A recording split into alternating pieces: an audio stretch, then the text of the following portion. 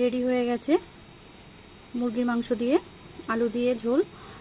কেমন লাগলো বন্ধুরা অবশ্যই জানাবেন। একটু এইভাবে বানিয়ে দেখবেন, আশা করি ভালো লাগবে। দারুণ টেস্ট হয়, আপনারাও বাড়িতে ট্রাই করতে পারেন। টাটা বন্ধুরা, দেখা হচ্ছে নেক্সট ভিডিওতে। নমস্কার বন্ধুরা, প্রিয়াঙ্কার রান্নাঘরে সবাইকে স্বাগত। আজকে আমি মুরগির মাংসর একটা রেসিপি বানানোর জন্য এখানে কিছুটা পরিমাণে মুরগির মাংস নিয়েছি, আর এখানে বেশ কিছুটা আলু কেটে ধুয়ে পরিষ্কার করে নিয়েছি, আর মাংসটাও ভালো করে ধুয়ে পরিষ্কার করে নিয়েছি। এখন এর মধ্যে একটু লবণ হলুদ মাখিয়ে নেব।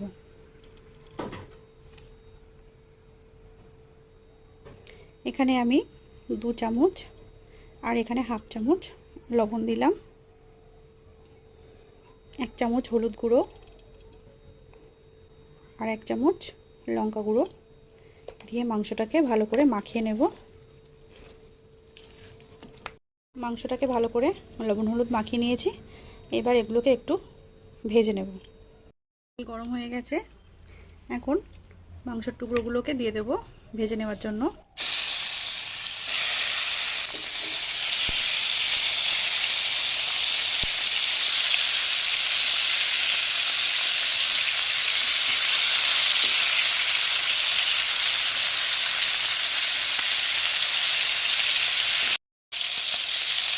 এগুলো ভাজা হয়ে গেছে, এবার তুলে নেব। এই তেলের মধ্যে আলুগুলোকে ভেজে নেব। এর মধ্যে 1 চামচ লবণ দিয়ে দেবো, দিয়ে এটাকে লাল লাল করে ভেজে নেব। এখানে 2টো পেঁয়াজ কুচি করে নিয়েছি, আর কিছুটা রসুন, আদা, শুকনো লঙ্কা, টমেটো।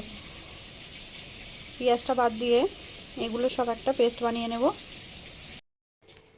মাংস ও আলু ভাজা হয়ে গেছে, এই যে ভেজে তুলে নিয়েছি। এবার একটা কড়াই বসিয়ে দেব। কড়াই গরম হয়ে গেছে, কড়াইতে তেল দিয়ে দেব। তেল গরম হয়ে গেছে, ফোড়নের জন্য শুকনো লঙ্কা, গোটা গরম মশলা দিয়ে দিলাম। এবার দিয়ে দেব পেঁয়াজ কুচি। এটা ভাজা ভাজা হয়ে গেছে, পেস্ট করে রাখা মশলাটা দিয়ে দেবো।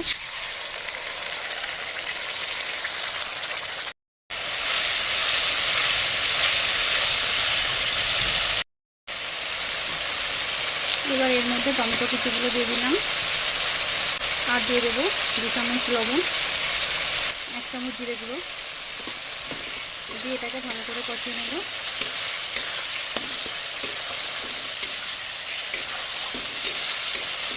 মশলাটা ভালোভাবে কষানো হয়ে গেছে, মাংসগুলো এর মধ্যে দিয়ে দেবো।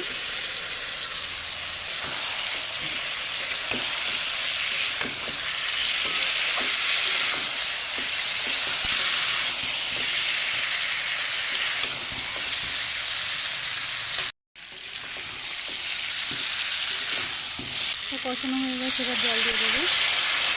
আমি উষ্ণ গরম জল দিয়ে দিয়েছি। মাংস রেডি হয়ে গেছে, এবার একটু গরম মশলা গুঁড়ো, পাতা কুচি দিয়ে নামিয়ে দেব। রেডি হয়ে গেছে মুরগির মাংস দিয়ে আলু দিয়ে লাল লাল ঝোল। কেমন লাগলো অবশ্যই জানাবেন বন্ধুরা। টাটা, দেখা হচ্ছে নেক্সট ভিডিও।